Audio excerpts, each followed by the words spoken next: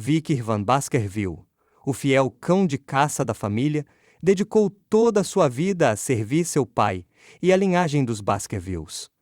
No entanto, ao final de sua jornada, foi injustamente acusado de se aliar aos demônios e condenado à morte. À medida que sua morte se aproximava, ele lamentava profundamente, desejando poder viver novamente. E se tivesse essa chance, não seria mais o cão raivoso que perseguia lebres, mas algo diferente. Contudo, após sua morte, ele se encontrou em um lugar estranho. Seu corpo estava pesado e ele ouvia um barulho incessante, fazendo-o pensar que havia chegado ao fundo. Mas o que ele não sabia era que ele estava de volta à mansão Baskerville, onde o patriarca da família estava no berçário, reclamando que todos os filhos eram inúteis, até que ele avistou um bebê que, ao contrário dos outros, não estava chorando. Intrigado, mandou levar aquela criança para o berço das espadas.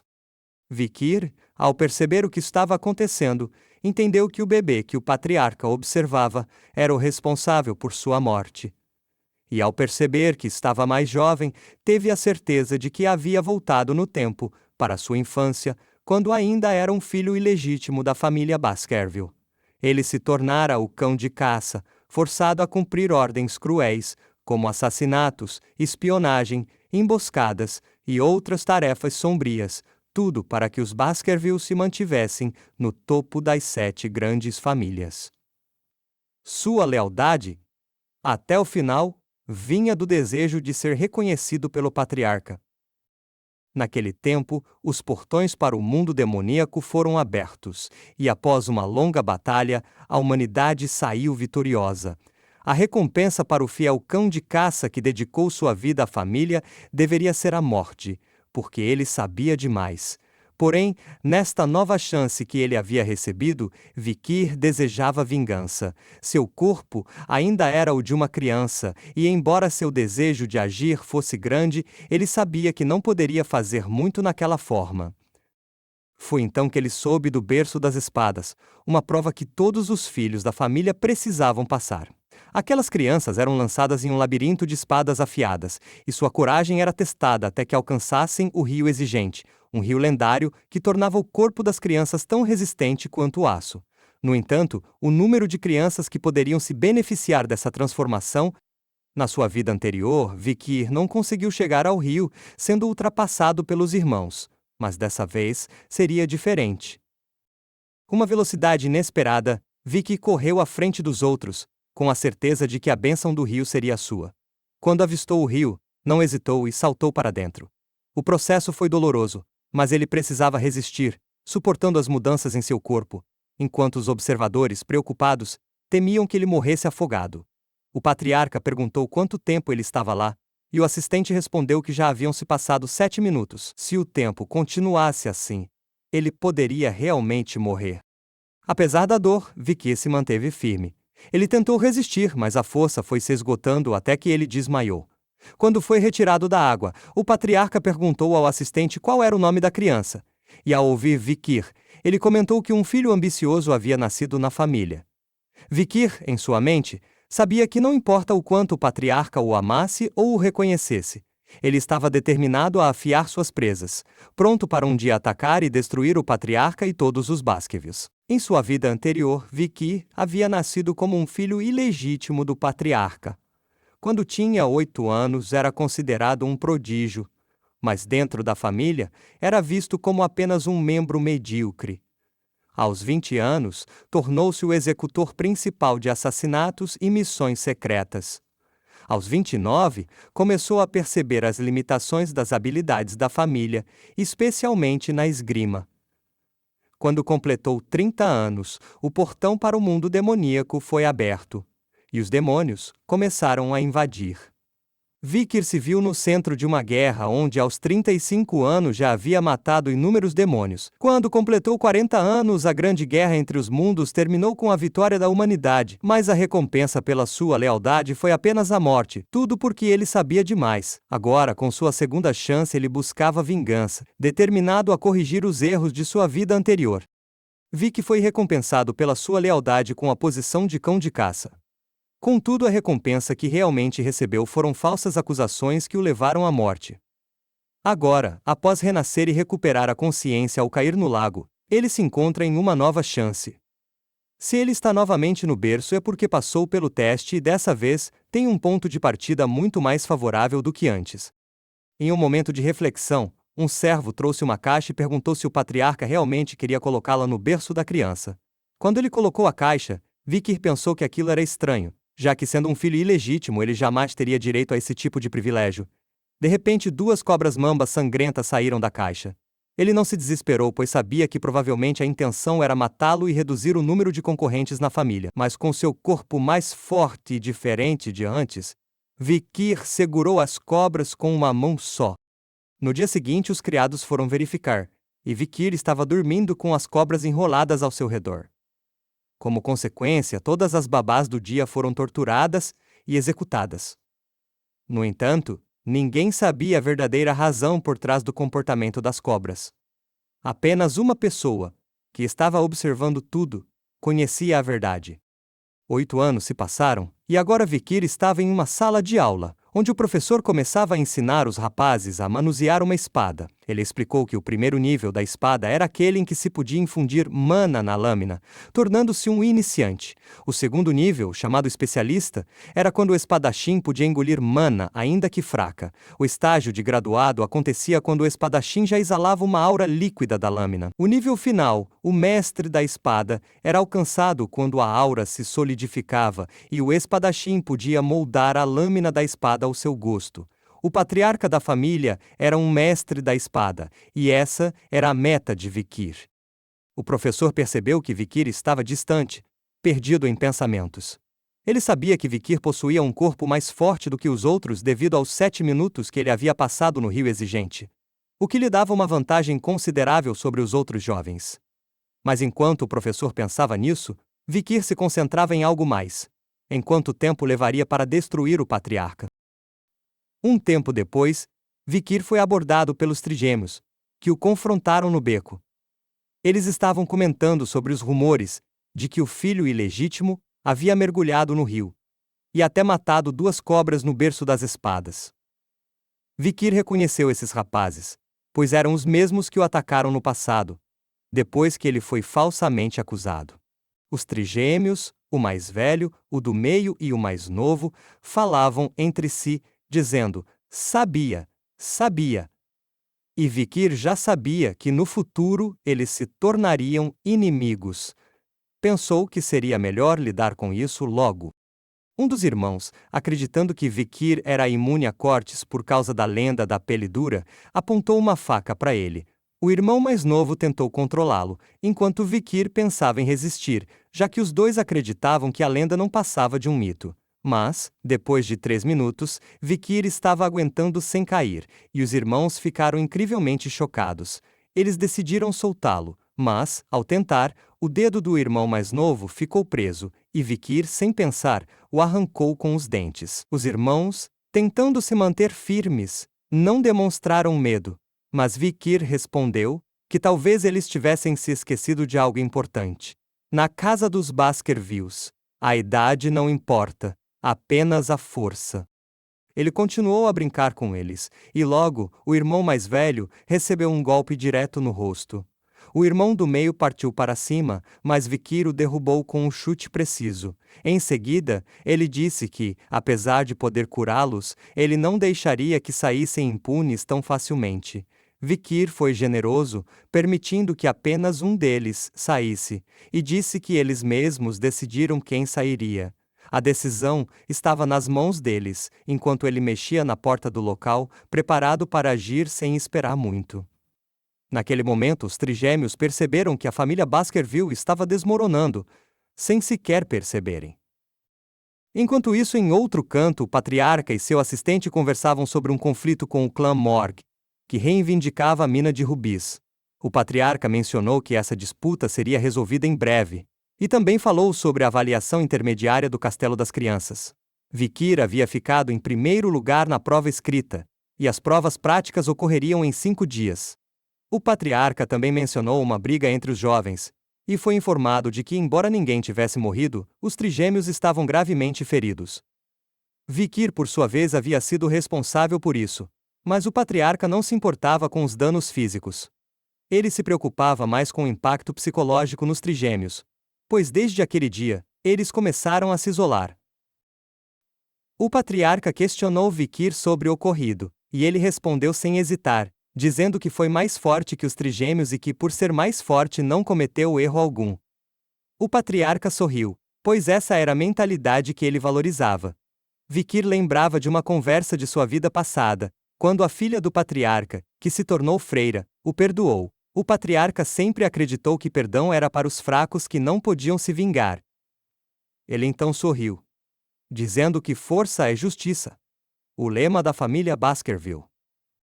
Um servo chamado John Barrymore foi enviado para levá-lo ao armazém de comida, onde o patriarca disse que Vikir poderia pedir o que desejasse. Ao chegar lá, Vikir pensou que pediria chocolate, como era o seu desejo, mas, para surpresa de todos, ele pediu sementes de cacau.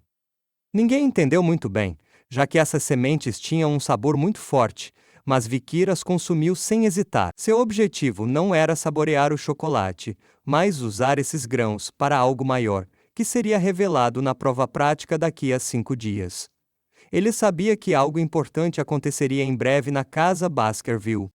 Vikir havia sido criado em um ambiente brutal. O clã Baskerville, conhecido por seu rigoroso treinamento, exigia que suas crianças passassem por difíceis provas. Elas escalavam montanhas como parte do treinamento de resistência, dormiam ao lado de cadáveres de criaturas demoníacas para se acostumar com ambientes aterrorizantes, e quando completassem 8 anos, enfrentariam avaliações difíceis que definiriam seu destino. Isso é o que fez com que o clã fosse apelidado de Berserkers. Agora o teste de sobrevivência estava prestes a começar. Os jovens seriam levados para uma montanha infestada de demônios capturados nas fronteiras. O instrutor explicou as regras. Eles precisariam sobreviver ali por 1 mês e caçar criaturas para ganhar pontos. A quantidade de pontos dependeria de suas ações, como salvar alguém, eliminar outros jovens ou caçar monstros. Havia ainda uma pontuação extra se roubassem dos outros competidores. A luta pela sobrevivência seria feroz. Ao começar a prova, todos se dispersaram rapidamente. Alguns procuravam uma posição estratégica, enquanto outros se uniam em grupos. Os trigêmeos, com quem Vikir já havia tido desavenças, formaram um grupo e se dirigiram para o mesmo lado. A avaliação não incentivava a matar outros competidores, mas também não proibia. O objetivo era testar a resistência e a habilidade de todos. Enquanto isso, Vikir, sempre focado, se dirigiu para uma área inexplorada da montanha, onde sabia que encontraria uma criatura demoníaca. Ele estava determinado a caçar e a superar qualquer desafio que surgisse. Quando chegou, viu um excremento em chamas, um sinal claro de que ali vivia um cão do inferno, uma criatura perigosa. Vikir, com seu conhecimento adquirido ao longo da vida, sabia que essa criatura tinha várias fraquezas. Ela só se movia em linha reta e não conseguia atravessar a água, por exemplo. Aproveitando-se disso, Vikir usou sua habilidade para atacar de forma inteligente. Ele jogou uma semente de cacau na boca do monstro, o que fez com que o cão do inferno caísse imediatamente no chão, envenenado pelo chocolate. Vikir então avançou com sua espada, atingindo o ponto fraco da criatura, enfraquecido pela dose de veneno. A experiência adquirida com a luta fez seu corpo ficar ainda mais forte. Vikir, com sua habilidade refinada, se sentiu mais leve e preparado para enfrentar o patriarca. Ele sabia que sua vitória na prova prática garantiria uma posição de destaque na casa Baskerville. E já estava se preparando para fazer pedidos. Ao derrotar o cão do inferno, ele sabia que sua força agora era comparável à de um guerreiro de alto nível, mais do que suficiente para chamar a atenção de todos. Mas o desafio estava longe de terminar. Logo, outros cães infernais surgiram, atraídos pelo som da batalha. Vikir, determinado, não queria caçar apenas uma criatura, ele queria mais. No entanto, ele logo percebeu que algo estava errado. As criaturas estavam hesitando, o que era estranho, já que elas eram conhecidas por serem implacáveis. Vikir então se deu conta de que outra força estava em ação, uma presença demoníaca mais forte que os cães infernais. Observando mais de perto, Ele notou que a criatura estava cheia de feridas e flechas. Alguém já estava caçando esse monstro. E Vikir deduziu que poderia ser a tribo dos bárbaros, localizada do outro lado da montanha. Essa poderia ser sua chance. Vikir, ocultando suas verdadeiras habilidades, decidiu enfrentar a criatura. Ele usaria a estratégia que conhecia, algo que ele aprendera com a sua mãe, que havia sido uma espadachim mestre. A abertura se dá com uma intensidade impressionante quando o Cerberus, com suas garras afiadas, ataca com violência. O menino é arremessado para longe e por um breve momento perde a consciência devido ao impacto de um golpe direto. Durante a ação, seu braço esquerdo é atingido por um arranhão profundo, mas felizmente o dano não foi maior, possivelmente devido aos efeitos do rio Esfinge.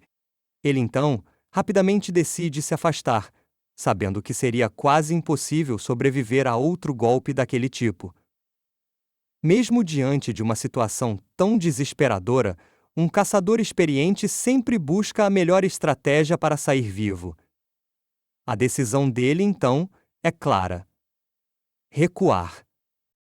Se não fosse pela ferida que ele recebeu, Vikir já teria sido despedaçado pelos Cerberus. Ele corre, determinado a alcançar o outro lado da cerca de metal que separa a zona interna da externa do perímetro. Lá, ele preparou armadilhas, mas o tempo é curto e se ele for pego antes de chegar, será o fim. Ele acelera, sabendo que sua única chance está adiante na armadilha que preparou.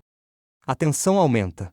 Enquanto o Cerberus se aproxima com fúria, Vikir, com um passo ágil, consegue ultrapassar a cerca. Ele pula para o lado e o monstro, implacável, segue na sua cola. Mas logo o destino se mostra cruel. O Cerberus cai diretamente em uma armadilha mortal, um berço de lâminas afiadas. Quem imaginaria que a armadilha preparada para os cães infernais seria tão eficaz contra um Cerberus de rank superior? Ainda assim, o poder do monstro é grande e mesmo com o veneno que ele espalhou nas lâminas, uma das cabeças do Cerberus se mantém em pé, desafiando a morte. Vikir, sem hesitar, pega uma lança embainhada com veneno de mamba sanguínea e a lança diretamente na cabeça da besta. 1, 2, 3, 4, 5, 6, 7. 7 passos, e a lança finalmente atinge seu alvo. Os rumores eram verdadeiros. A lança, forjada com um veneno tão raro, finalmente começa a mostrar seus efeitos. Vikir sente a energia do Cerberus se aproximando e começa a pensar em como levar o monstro consigo. Mas antes, ele tem uma tarefa a cumprir. O guardião que protegia a região deve ter uma masmorra por perto, um lugar onde tesouros são guardados e criaturas poderosas habitam. Com astúcia, Vikir se disfarça com o cheiro do Cerberus, evitando atritos, enquanto segue a trilha deixada pela criatura. Ele encontra a entrada de uma masmorra, um local que em outra vida ele havia visitado, mas que estava vazio. Agora, o cheiro de corrupção preenche o ar. A masmorra, ainda incompleta, chama sua atenção. Dentro, o Vikir encontra veios minerais de rubi, provavelmente conectados à montanha da presa vermelha. Avançando, ele se depara com uma forte luz que emana de um grande cristal de rubi. Perto dele, um esqueleto e uma carta, a qual ele logo reconhece pela caligrafia de uma antiga família, os Baskerville. A carta revela uma história trágica: 2 irmãos gêmeos que enfrentaram monstros na masmorra até chegarem a uma enigmática câmara de pedra, onde um enigma os prendeu por 3 anos. O enigma dizia que o que entra torna-se 2, mas apenas um pode sair. Após uma intensa batalha, um dos irmãos matou o outro, mas isso não resolveu o mistério.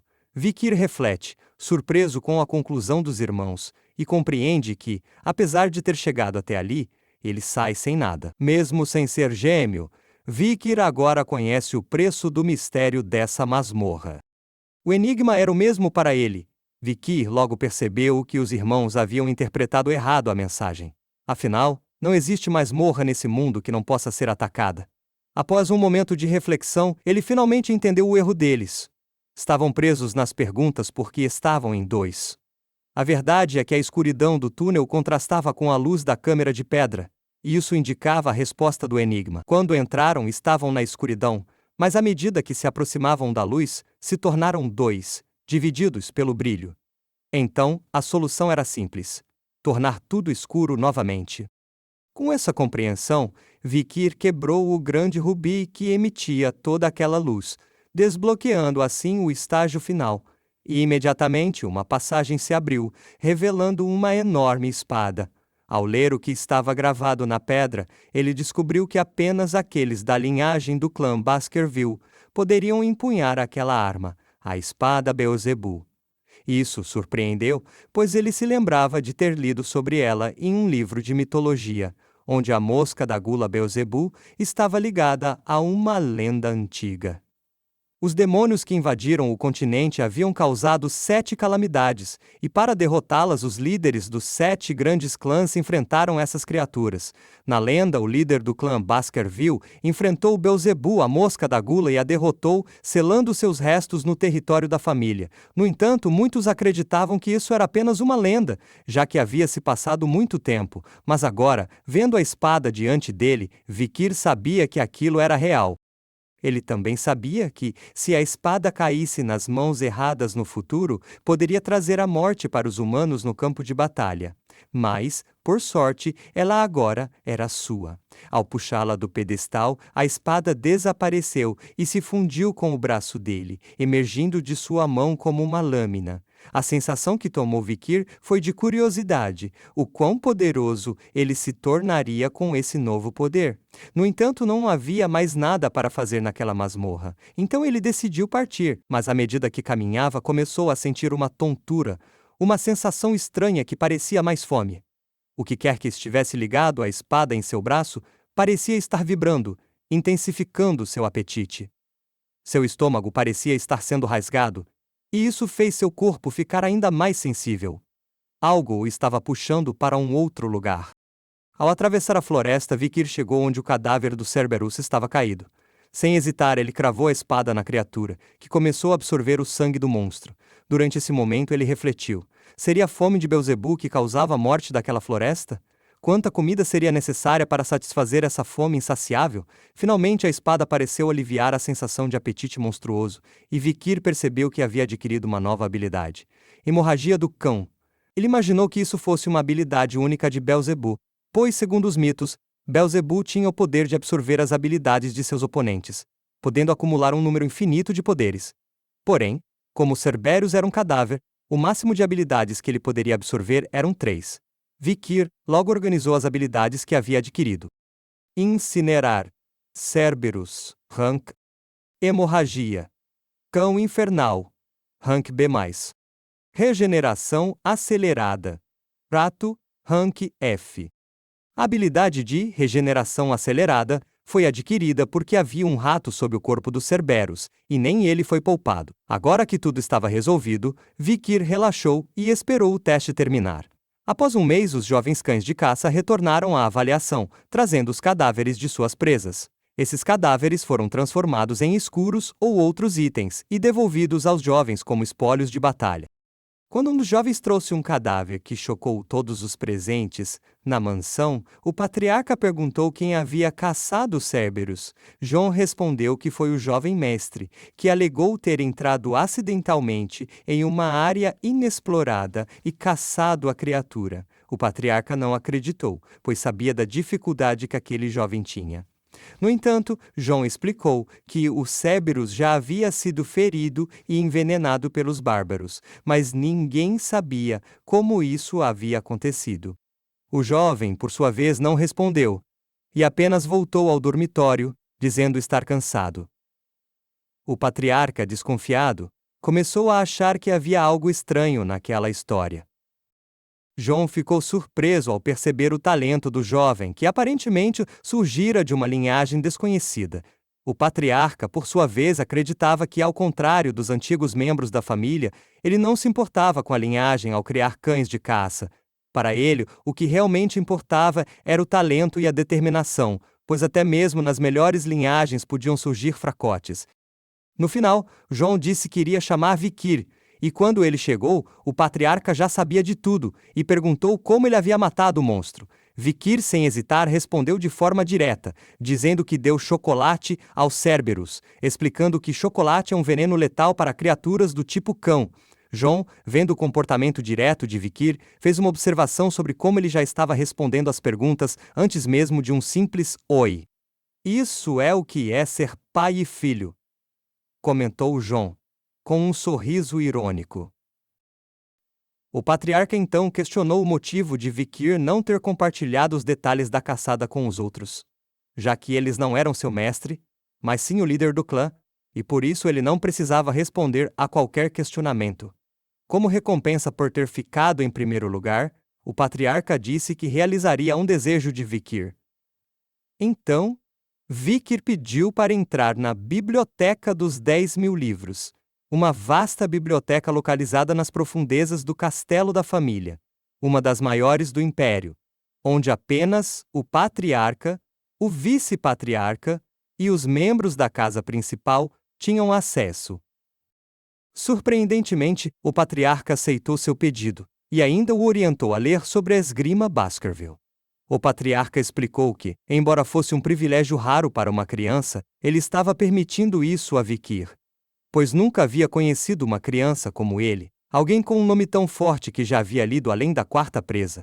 Atualmente o patriarca estava na 7ª presa, e em sua vida passada ele havia alcançado a 9ª presa. Com isso, ele acreditava que nesta vida conseguiria superar ainda mais, alcançando a verdadeira essência da esgrima dos Baskerville, que estava contida no Livro da Esgrima, um volume escrito pelo primeiro patriarca, que também matou uma das 7 calamidades. O responsável por entregar esse livro a Vikir seria Hugo, sem saber o que estava fazendo. Finalmente, Vikir foi até a biblioteca dos 10.000 livros, e pela primeira vez, ele se encontrou com a imensidão daquela coleção. A biblioteca continha escrituras de todos os tipos de esgrima, e ali, ele procurou por tudo o que precisava aprender antes de retornar. No clã Baskerville, não importava a quantidade de mana que um filho legítimo tivesse, eles não eram autorizados a aprender uma esgrima além da presa atrativa. Essa era uma regra rígida que monopolizava o poder dentro da família.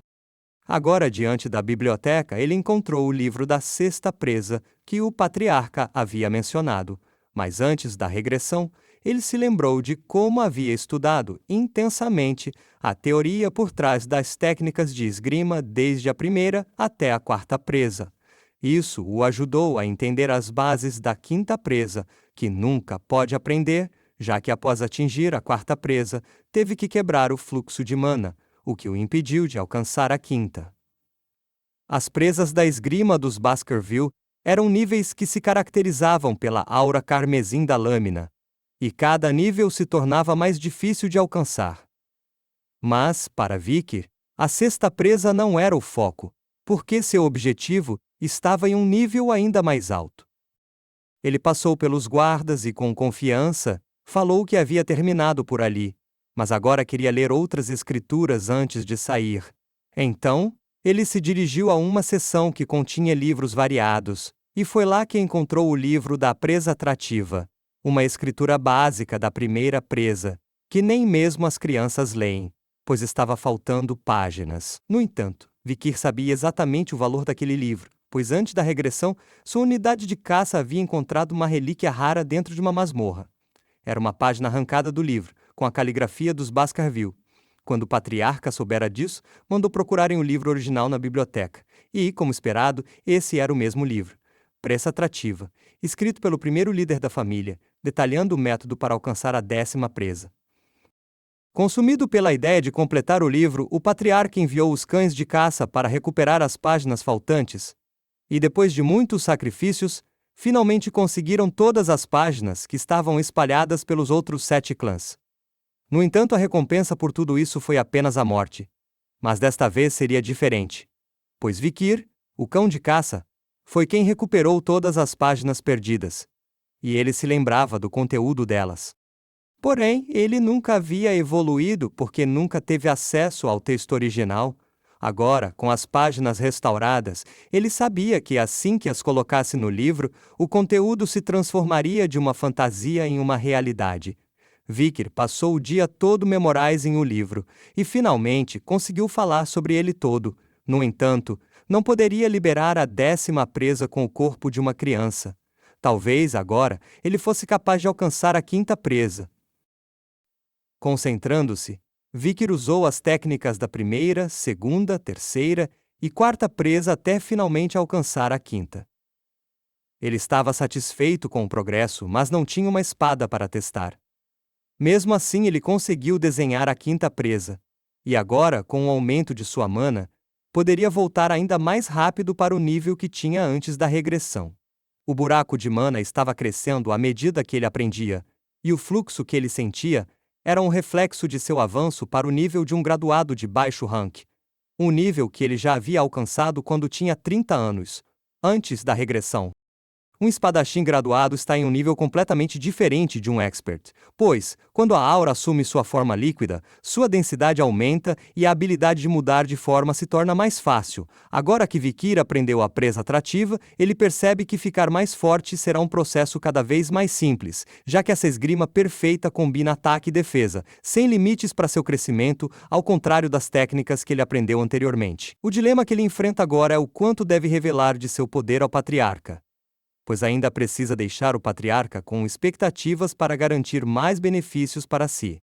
Dessa vez, Vikir usou uma técnica criativa, fez fogo com um espelho e a luz do sol. Com isso, ele começou a queimar o livro, deixando um cheiro de queimado no ar. Quando os guardas sentiram o cheiro, correram para ver o que estava acontecendo, mas Vikir simplesmente pediu desculpas, dizendo que foi descuidado e deixou o vidro queimar o livro. Ele tranquilizou os guardas, dizendo que avisaria ao mordomo, e logo todos acreditaram que o incidente não era nada grave. Os guardas, em sua ignorância, concordaram que o livro era comum e que não havia motivo para preocupação. Vikir, então, comentou que, como os cavaleiros estavam ocupados com o conflito na mina, talvez fosse melhor considerar que o ocorrido nunca tivesse acontecido. E assim, ele manteve seu segredo, deixando os guardas com a impressão de que ele era um jovem mestre respeitável. Depois de deixar os guardas para trás, Vikir foi até o patriarca, que lhe perguntou se ele havia chegado a alguma conclusão depois de ler o livro. Vikir, sem revelar muito, apenas disse que sentiu algo quente e afiado ao ler o livro, algo que ao mesmo tempo era macio e maleável. O patriarca, surpreso, ficou em silêncio, pensando que aquilo poderia ser a aura. Ele explicou que a aura é a prova de que alguém entrou no mundo da espada, e que mesmo prodígios precisam de pelo menos 15 anos para entrar no reino dos expert. O patriarca, então, chamou Vikir para demonstrar isso, levando-o até a arena do castelo para testar suas habilidades contra uma besta demoníaca. A besta foi trazida pelos cavaleiros, amarrada, e todos ficaram surpresos ao ver um garoto de apenas 8 anos prestes a enfrentar um orc de rank C. Normalmente, era necessário ter pelo menos 15 anos para enfrentar um ser tão forte. Quando as correntes foram soltadas, a batalha começou. O orc avançou com tudo, mas Vikir cortou seu braço com facilidade, depois desferiu um golpe nas pernas do monstro, fazendo-o cair no chão. Ele usou sua habilidade hemorragia do cão infernal, mas a aceleração dos orcs não foi ativada. O patriarca, observando a cena, parecia não estar impressionado o suficiente. Então Vikir avançou, empunhando sua espada e liberando sua aura, destruindo o orc de uma vez.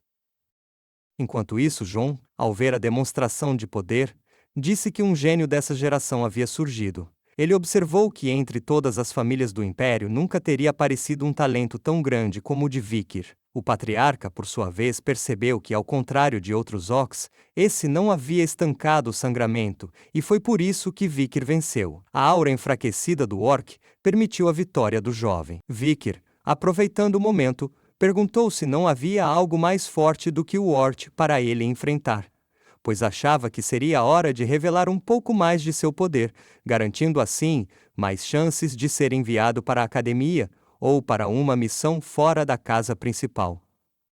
O patriarca sorriu e perguntou ao mordomo se o indivíduo da tribo dos bárbaros ainda estava vivo. A resposta foi positiva, mas o homem provavelmente estava morto de fome. Em seguida, trouxeram um troll para ser enfrentado por Vikir.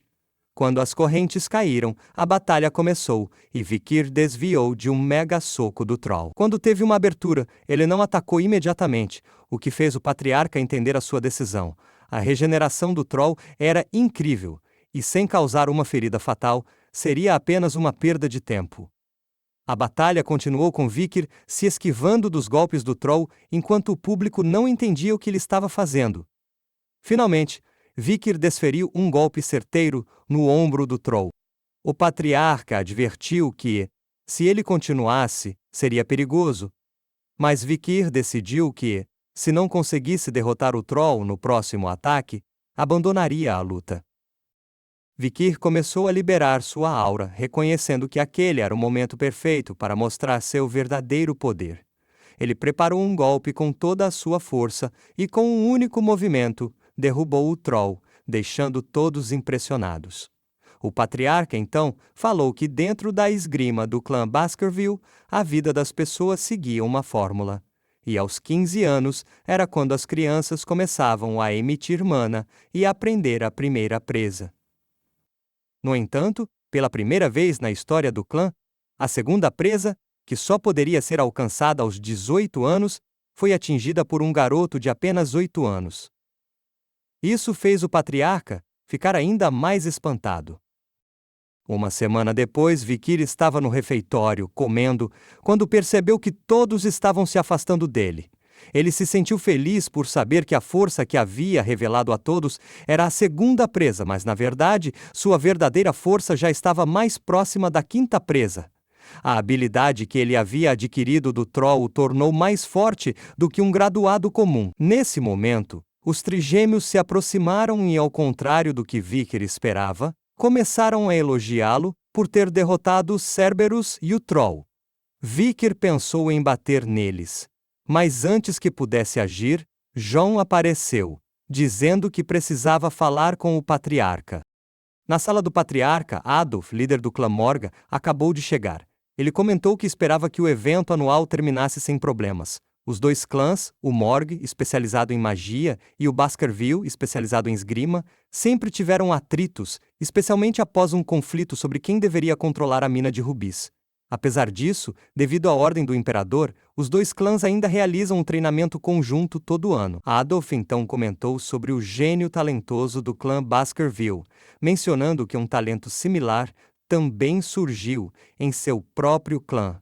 Ele estava ali para dar seus cumprimentos, e foi nesse momento que sua sobrinha, uma jovem arrogante, acusou o patriarca de roubar a mina de rubis. Ao ouvir isso, o patriarca ficou perplexo. E a jovem continuou a provocar, até que Vikir, com uma expressão séria, perguntou se o clã Morg ensina as crianças a cobiçar o que é dos outros. Isso causou um grande alvoroço no ambiente. Ela perguntou o que ele havia dito, e ele rapidamente percebeu que estava diante de Camo, a famosa imperatriz Sangue de Aço. Mesmo sendo uma garotinha agora, ela já era considerada um prodígio entre os arquimagos, conhecida por destruir todos os inimigos que cruzavam seu caminho. Porém, essa fama estava muito à frente no tempo, já que ela ainda era apenas uma criança. Ele então comentou que ela tinha se esforçado bastante para vir até ali e fazer aquele showzinho. E ela, respondendo com um tom debochado, disse que iria ensinar algo sobre a mina, que pertencia ao clã Morg. Ela usou uma magia para criar uma miniatura dos castelos enquanto falava, zombando da situação. Explicou que a entrada da mina estava na superfície do território dos Morg, mas o subsolo dela se estendia até o território dos Baskerville, o que fazia dela uma mina de grande valor para os Morg. Vikir então respondeu que o minério rubi era utilizado para ingredientes mágicos, e que embora os barcos não precisassem dele, o problema era que tudo aquilo estava em território deles, e eles só se importavam com as fronteiras. Ele alertou que eles não poderiam entrar ali, pois eram os únicos que tinham o direito sobre o risco daquela mina. Ela não se deixou abalar e, de forma ainda mais arrogante, afirmou que agora mostraria de um jeito mais claro que aquilo realmente pertencia ao clã Morg. Ela então levantou o braço e disse: "Essa terra é minha, e essa aqui é a sua." Quando ele foi para pegar o braço dela, ela prontamente o retrucou dizendo que, se ele esticasse o braço até ali, seria dele, e ela ficou visivelmente incomodada com isso. Mas ele, com a audácia de sempre, segurou o braço dela e respondeu que agora aquilo era dele. Ela então corou de raiva e o chamou de idiota. Nesse momento, ele, com um sorriso travesso, puxou uma faquinha de brinquedo de trás da cintura e foi em direção ao braço dela. A situação poderia ter ficado ainda mais tensa não fosse a chegada de Adolfo, que furioso mandou ele se afastar. Ele perguntou ao patriarca o que estava acontecendo. E o patriarca, com um sorriso, respondeu que era apenas uma brincadeira normal do clã Baskerville. Vickers, em tom de desculpas, disse que não era nada sério e que estava apenas brincando com seus irmãos pequenos. O patriarca, então, tirou sarro de Adolfo, dizendo que ele estava se intrometendo na diversão das crianças. E foi aí que ele falou que ao final da competição, teria algo importante para dizer sobre a mina. A partir daí, a competição amigável entre os clãs começou, e o vídeo terminou com um convite. Se gostou, deixe seu like.